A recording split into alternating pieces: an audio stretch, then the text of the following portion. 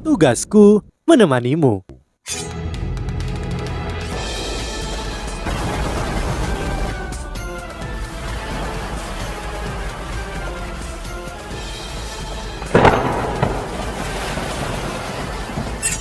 Hai sahabat Pasuk, kembali lagi bersama alur cerita versi novel Solen 2 Sekte Tang yang tak tertandingi.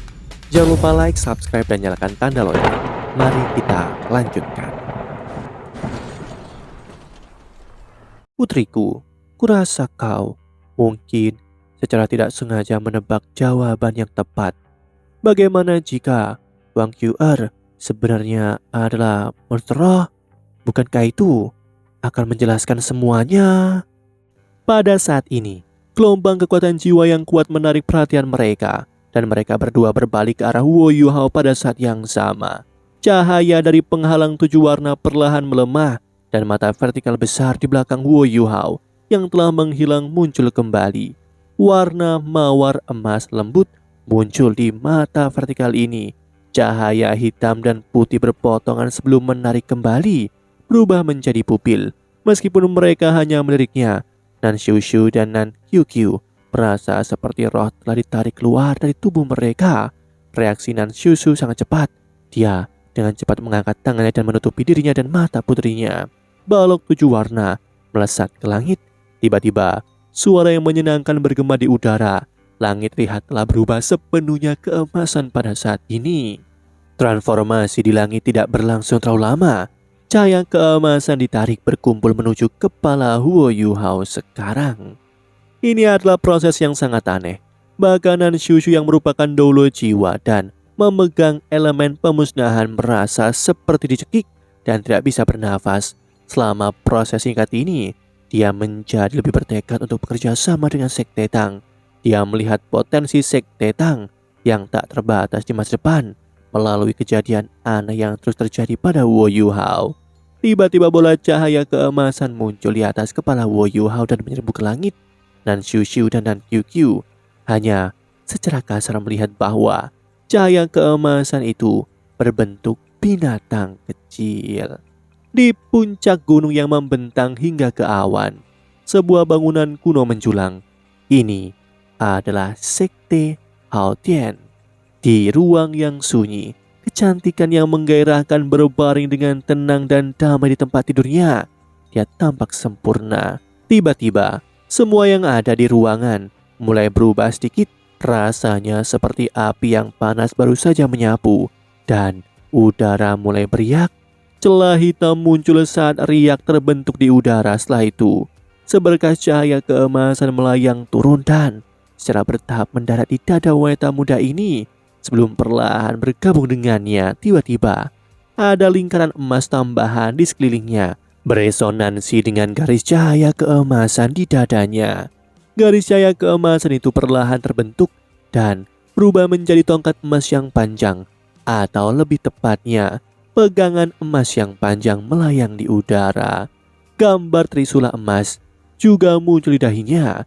Trisula emas itu mulai bersinar terang. Cahaya itu juga membentuk trisula emas. Trisula emas itu mulai bersinar terang. Seluruh ruangan berubah menjadi keemasan sekarang. Ditambah dengan cahaya keemasan yang intens, seekor kupu-kupu biru dengan halus membuka sayapnya. Seekor naga emas juga perlahan-lahan berputar di sekitarnya. Wanita muda itu masih tidur sangat nyenyak. Dunia luar sepertinya tidak mempengaruhinya sama sekali, namun rambut lurusnya mulai melengkung perlahan dan membentuk bentuk bergelombang. Di sisi Wo Yuhao perlahan membuka matanya lagi. Matanya tampak lebih bersinar dan lebih halus. Yu'er. Ketika dia memanggilnya 3 kali, Yuhao juga tampak tersentak bangun. 2 aliran air mata mengalir dari matanya yang cerah. Nan Xiushu dan Nan Qiuqiu tercengang karena air matanya bercahaya emas pudar. Itu bersinar terang di bawah sinar matahari. Niat spiritual yang dipenuhi dengan kesedihan mulai menyebar darinya. Air mata Nan Xiushu juga mulai mengalir tak terkendali setelah linglung sesaat saat ia dipengaruhi oleh niat spiritualnya. Ekspresi Nan Xiushu berubah dengan takjub. Niat yang ia ungkapkan tanpa disadari bahkan dapat mempengaruhi orang-orang di sekitarnya. Nan Xiushu yakin bahwa kekuatan spiritual Wu Yuhao lebih besar dari miliknya. Sebuah cahaya dingin kini melintas di mata Wu Yuhao sebelum itu menghilang. Kultus roh suci. Dia sepertinya meneriakkan 3 kata ini dari sela-sela giginya. Sikap menyendiri sebelumnya langsung berubah menjadi mengerikan. Bahkan Nan Xiushu menjadi pucat karena penindasan yang dia hasilkan dan mundur selangkah. Nan Qiuqiu berada dalam kondisi yang lebih buruk. Tubuhnya bergetar dan dia jatuh ke tanah.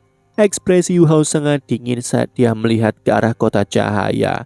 Namun matanya masih dipenuhi dengan siksaan. Kier, bagaimana aku bisa membalasmu atas semua yang telah kamu lakukan untukku? Yu Hao kini berhenti menangis. Ketika kesedihan mencapai tingkat tertentu, air mata tidak dapat mengalir lagi. Dia berbalik dengan tenang dan menatap Nan Xiushu dan Nan Qiuqiu. Terima kasih telah melindungiku. Aku baik-baik saja. Wang Dong'er tertidur dan Wang Shu'er telah mengorbankan dirinya untuknya. Setelah mengalami 2 pukulan berat, dia sudah mencapai batasnya. Nan Xiushu adalah pemimpin sekte meskipun dia mendesah dalam hatinya. Dia tidak selemah putrinya. Dia berjalan ke depan Wu Yuhao dan tidak mendiskusikan apapun yang berhubungan dengan Wang Shu'er. Dia hanya bertanya, Yuhao, kita akan kemana selanjutnya? Yuhao tampaknya memiliki rencana di benaknya dan berkata, pemimpin sekte Nan, Anda dapat kembali dengan Qiuqiu terlebih dahulu. Aku harus pergi ke suatu tempat sebelum aku kembali ke sekte Tang. Nan Xiushu berkata, tidak ada kata-kata yang bisa mengungkapkan rasa terima kasihku. Aku punya beberapa hal untuk dibahas dengan pemimpin sektemu. Kamu bisa sibuk dengan beberapa urusanmu. Aku akan mengirim Qiuqiu kembali ke sekte Tang dan mari kita bertemu di sekte Tang nanti. Wu Yuhao mengangguk. Baik, aku perlu merepotkan Anda untuk memberitahu senior tertuaku bahwa aku baik-baik saja dan bahwa aku akan segera kembali. Setelah itu, beritahu dia bahwa Kier adalah binatang keberuntungan dari hutan Stardo dan dia mengorbankan dirinya untukku. Aku takut bahwa monster di hutan akan membalas dendam. Akademi harus melakukan tindakan pencegahan. Setelah aku menyelesaikan satu tugas ini, aku akan kembali. Nan Xiushu mengenakan tatapan lembut saat dia memandangnya dan berkata dengan lembut, Nak, jangan terlalu keras pada dirimu sendiri. Kamu harus selalu melihat ke depan. Wu Yuhao linglung saat melihat tatapan lembut Nan Xiushu. Dia tiba-tiba merasa bahwa dia telah melihat wajah ibunya. Seketika dia hampir menangis dan berjuang untuk menghentikan dirinya untuk memanggil ibunya. Dia mengangguk dengan lembut. Dia berbalik dan melompat pergi. Yu Hao menggunakan sayap kupu-kupunya saat dia terbang ke kejauhan dengan cepat. Nan Qiuqiu berjalan beberapa langkah ke sisi ibunya. Bu, tidak bisakah aku mengikutinya? Kondisinya saat ini. Nan Xiushu menghela nafas dengan lembut dan berkata, dia jauh lebih kuat dari yang kamu bayangkan. Anak ini pasti akan mencapai banyak kesuksesan di masa depan. Jika dia dapat mengatasi hambatan psikologis ini, dia pasti akan menjadi tokoh terkemuka yang bisa meneror seluruh benua. Mungkin cobaan ini adalah batu asah terbaik untuk membentuknya menjadi karakter yang hebat. Tapi mata Nan Qiuqiu berubah agak merah dan dia berkata, hanya saja ini terlalu kejam. Orang yang dicintainya tidak sadar dan orang yang mencintainya mati untuknya. Jika aku jadi dia, aku pasti sudah hancur. Nan Xiushu memeluk putrinya dan berkata, itulah sebabnya kamu bukan dia. Kamu tidak akan pernah mencapai ketinggian yang akan ia capai di masa depan. Aku hanya berharap kamu akan melakukan yang terbaik untuk mengejarnya saat kamu tetap di sisinya.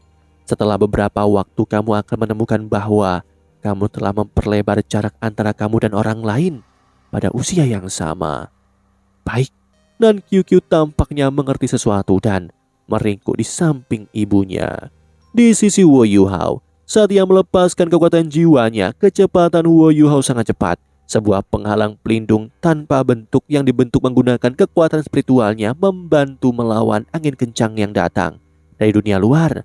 Tidak peduli apakah seseorang menggunakan mata telanjang atau alat jiwa pengintai jenis apapun, mereka tidak akan dapat menemukan kehadirannya di udara. Saat ini, kata-kata Wang QR sebelum dia meninggal terus bermain dalam pikiran Huo Yuhao. Semua yang dia tinggalkan sudah menyatu dengan tubuhnya.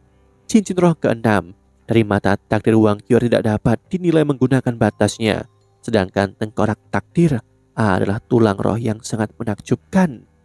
Ini harus menjadi hal yang sangat membahagiakan bagi setiap Mas Roh, namun bisakah Huo Yuhao benar-benar bahagia? Dong tertidur lelap, tetapi dia tidak pernah menyalahkan Wang Qur untuk itu. Ketika Wang Qur mengorbankan dirinya untuknya, dia bisa dengan jelas merasakan permintaan maaf Wang Qur terhadap Wang Dong-er. Mereka kini benar-benar tak terpisahkan. Pengorbanannya. Yuhao mengerutkan bibirnya dengan erat. Dia bisa mengingat dengan jelas seluruh proses pengorbanan Wang Qur untuknya. Wang Qur menggunakan metode yang paling ekstrim untuk akhirnya bisa bersama dengannya. Bahkan bisa dikatakan bahwa dia memaksanya untuk bersama dengannya. Kesedihan yang dia rasakan di dalam lubuk hatinya tidak akan pernah hilang. QR, jangan khawatir, aku akan terus hidup dengan kuat untukmu dan untuk Dong-er. Kamu sudah menjadi bagian dari tubuhku. Dengan terus hidup dengan kuat, itu sama dengan kamu bersamaku. Aku akan melindungi semua yang telah kamu berikan kepadaku. Jika menuruti egonya, Huo Yuhao sebenarnya hanya ingin melakukan satu hal sekarang. Itu dari lubuk hatinya. Dia ingin pergi ke sekte Haotian untuk melihat Wang Dong-er. Dia sudah kehilangan Wang Shu'er dan dia benar-benar ingin berada di sisi Wang Dong-er dan melindunginya. Dia ingin tinggal bersamanya sampai dia bangun. Namun, dia tidak bisa melakukannya. Setidaknya tidak sekarang. Ini karena dia punya sesuatu yang lebih penting untuk dilakukan. Dia ingat apa yang dikatakan oleh Wang Qur pada saat terakhir sebelum dia meninggal. Sebagai kaisar binatang dengan binatang dewa takdir, Wang Qur telah menawarkan dirinya untuk menyelamatkan Huo Yuhao. Ini sangat mempengaruhi seluruh hutan Stardo. Pasti ada semacam reaksi dan itu bahkan bisa memicu bencana. Dia harus bergegas kembali ke hutan. Hanya dengan mewarisi kekuatan takdir Wang Qur, dia bisa menyelesaikan inti dari masalah ini. Alasan mengapa Huo Yuhao tidak memilih untuk kembali ke kota Shrek dengan Nan Kyukyu dan Nan Shushu, karena dia tahu bahwa dia tidak cukup kuat. Meskipun kekuatan spiritualnya telah sangat ditingkatkan, dia masih belum cukup kuat. Dia ingin menjadi lebih kuat. Proses ini juga tidak akan memakan banyak waktu. Dia ingin melanjutkan ke tempat yang tidak terlalu jauh dari tempat dia menyerah pengorbanan Wang Qur. Itu adalah tempat di Kekaisaran Ryu. Saat Huo Yuhao terbang, dia memanggil, "Saudara Tianmeng." "Ya Yuhao," dia berkata.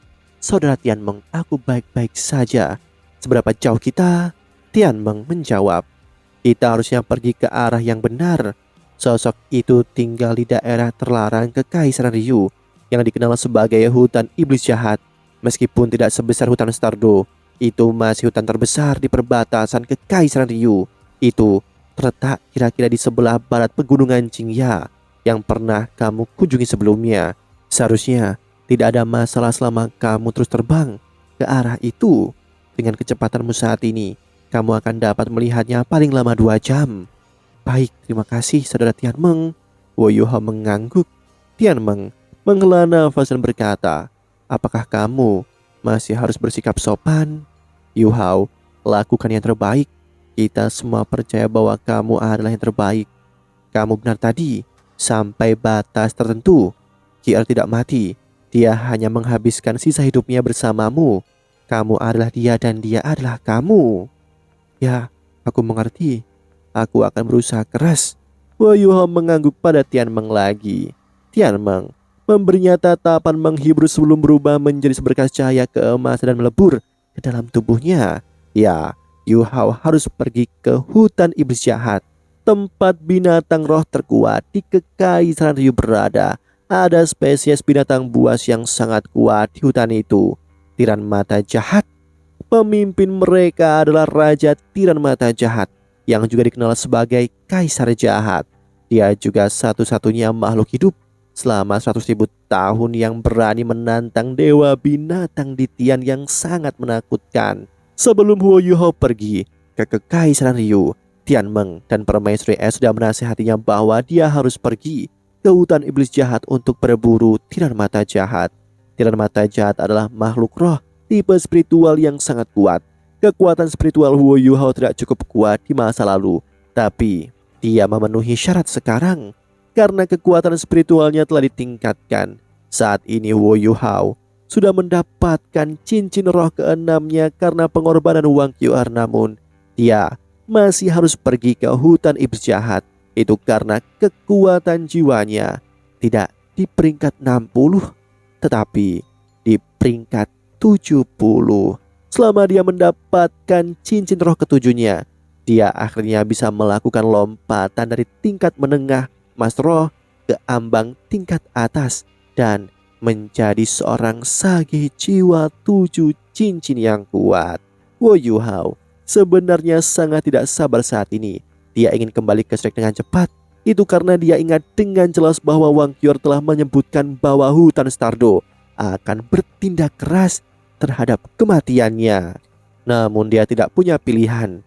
Dia harus mendapatkan cincin roh ketujuhnya dan segera kembali ke Shrek. Wo Yuhao tidak bisa memprediksi dengan tepat apa yang akan terjadi. Dia hanya bisa mencoba menghadapi situasi melalui rencana yang paling cocok. Dia sebenarnya orang yang sangat emosional, namun setelah ia menyatu dengan tengkorak singa emas bermata 3, hembusan dingin yang menyegarkan akan menyerap ke lautan spiritualnya dan memaksanya kembali ke keadaan rasionalnya setiap kali ia kehilangan kendali atas emosinya. Namun Wo Yuhao tidak bisa menahan rasionalitas ini dalam situasi saat ini. Krisis yang dibawa oleh Wang Kyuer mungkin lebih menakutkan daripada Kekaisaran Ryu yang menangkap ratusan sandera, dan dia akan menjadi tokoh terpenting dalam menyelesaikan krisis ini. Bagaimana mungkin dia bisa santai? Demikianlah kisah untuk kali ini. Sahabat Pasuk, jangan sedih, jangan bimbang, apalagi galau, karena aku kan selalu menemanimu.